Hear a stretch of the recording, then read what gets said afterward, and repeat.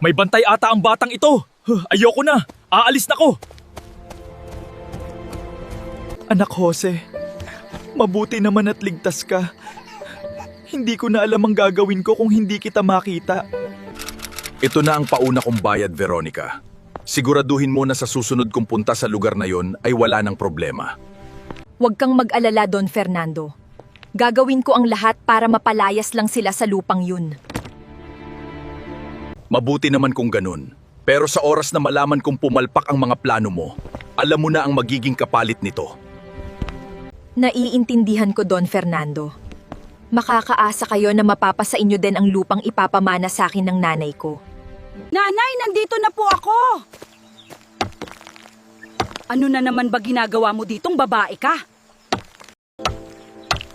Wala lang po, Nay. Namiss lang naman kita at yung bahay natin. Masama bang dumalaw dito, Nay? Ay nako, Veronica, tigil-tigilan mo ako. Kilalang kilala ko ang pag-uugali mo. Nay, natuto na po ako. Hindi ko na po natiis ang pananakit na ginagawa sa akin ni Arturo, kaya lumayas po ako. Ano yan, anak? Bakit may mga sugat ka?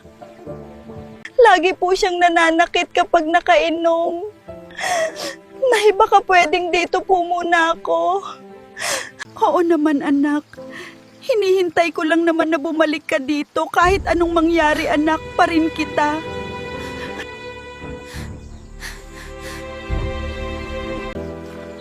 Anak, buti na lang madami tayong makokopra ngayon. Hindi tayo mamroblema na baka maubusan ka na ng panggatas.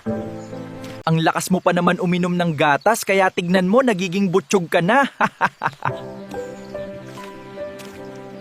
O, dito ka muna humiga, anak, ha? Dito ka sa harapan ko para wala nang makakuha ulit sa'yo. Kailangan sipagan ni tatay para tuloy-tuloy gatas mo, ha, anak?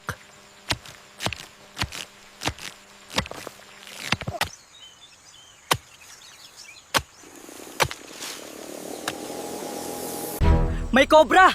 Huwag kang lalapit sa amin! Anak Jose, halika!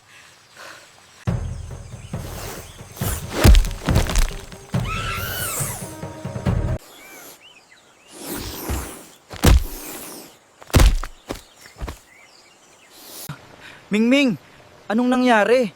Nakagat ka ba ng ahas? Lagot, anong gagawin ko nito? Maraming salamat sa iyo, Ming. At iniligtas mo si Jose. Kung hindi dahil sa iyo, baka natuklaw na siya. Kaso ikaw naman ang kapalit. Teka, ano to?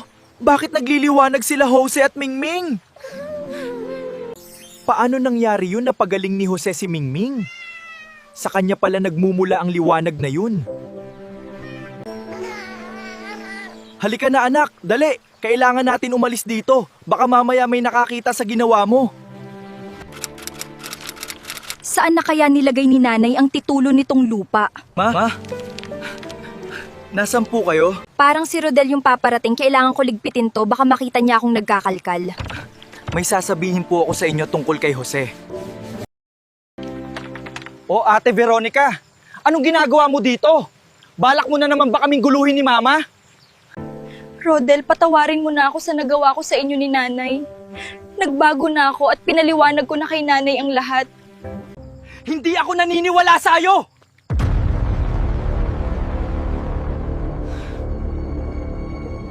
Tama ba yung nakita ko? Nagliwanag yung bata at bigla niya napagaling yung pusa. May lahi ba sila Rodel na mangkukulam? Kailangan ipaalam ko to sa taong bayan. Nako, Eduardo, totoo ba yung pinagsasabi mo? Baka naman lasing ka lang.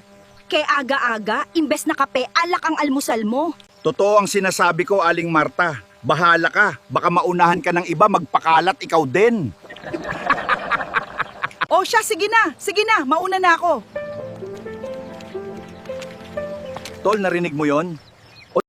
Oo naman, malakas na kaya pandinig ko. Kailangan na natin ipaalam kay boss ang mga nangyari. Baka hinahanap na rin niya tayo. Ano ka ba? Pag nakuha natin yung bata tapos nagtayo tayo ng healing center, ede mas malaki kita natin at nawala pa pagiging aswang ko. Oo nga no. At tayo na rin dalawa ang magiging boss. Tara na, bilis! O Rodel, bakit parang nagmamadali ka? Ma, Yung liwanag na nakita natin nakaraan, kay Jose po pala nang galing. Ha? Paano mo naman nasabi, anak? Kanina po kasi natuklaw si Mingming ng ahas at pinagaling siya ni Jose. Nagliwanag silang dalawa. Teka nga. Umamin ka, Rodel, gumagamit ka ba ng bawal na gamot? Matotoo po ang sinasabi ko. Tigil-tigilan mo yan, Rodel, ha? Rodel! Huh, tama ba tong nakikita ko?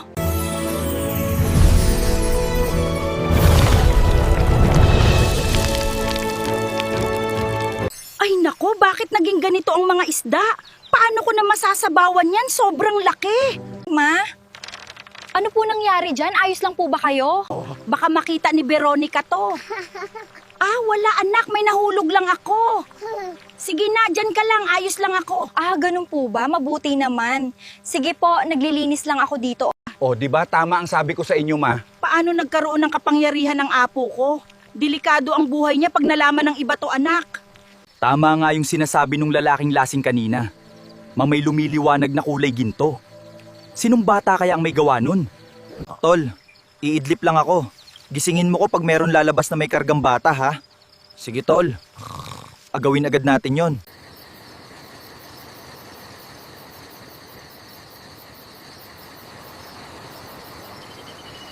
Ang sarap ng tulog ko. Tol, lumabas na ba? Tol, nasaan ka na? Ay, hayop na yan, gabi na pala. Lagot, nakalimutan ko. Baka nagbagong anyo na naman yon. Mama, tulong! Buti na lang at natagpuan ko din ang titulo nitong lupa. Ang maganda pa sa akin pa rin to, nakapangalan.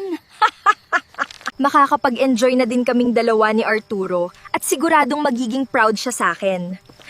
Matawagan nga ang boyfriend ko. Hello, sweetie pie ko. Kamusta ka na? Alam mo na miss agad kita kahit ilang araw lang tayo hindi nagkita. Yes, sweetie pie. Miss na din kita. San nga pala ulit nakatira ang magulang mo? At ano na nangyari sa plano mo? Dito lang naman sa bundok malapit sa bayan. Huwag kang mag-alala, sweetie pie. Nakita ko na yung hinahanap ko. Mabuti naman kung ganun, sweetie pie. Magiging maganda na ang buhay natin at makakabili na rin tayo ng mga sasakyan. Oo nga pala, yung perang binayad ni Don Fernando nakaraan, nai-invest mo na ba dun sa kaibigan mong negosyante? Oo, magmi-meeting nga kami ngayon. Dito na pala siya. Paano, sweetie pie? Tawagan na lang ulit kita mamaya, ha? Sige, sweetie pie, galingan mo ha. I love you, Mua. Excited na akong makasama ka, Arturo, palagi. Sino yung kausap mo, my loves? Wala. Yung katulong ko lang yun sa bahay, gusto kasi mangutang. Ganun ba? Siya nga pala, kailan ba tayo lilipat sa ibang bansa? Gusto ko na kasi makaranas ng snow eh. Malapit na. Konting tiis na lang, my loves. Padating na ang pera ko. Ano to? Oo. Bakit nakakalat dito sa labas ang mga papeles ko? Sino ang may gawa nito? Kaninang umaga ko pa hindi nakikita si Veronica. Sana naman hindi siya ang may gawa nito. Nasaan na ang titulo ng lupa? Teka, sino yung sumisigaw? Parang boses ni Rodel yun, ha? Sandali nga.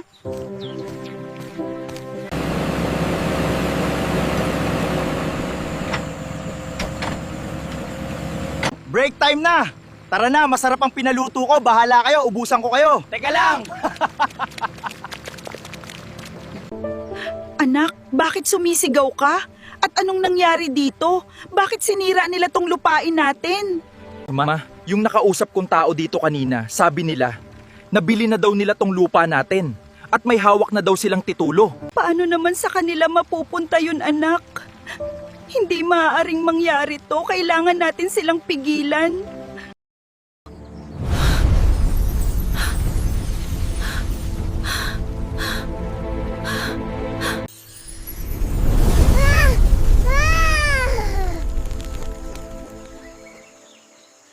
Ito na naman, anak!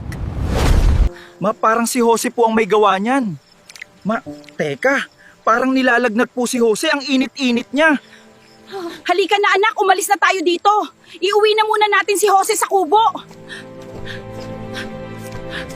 Ano kaya ang una naming bibilhin ng sweetie pie ko sa perang to? Maraming salamat sa blessing.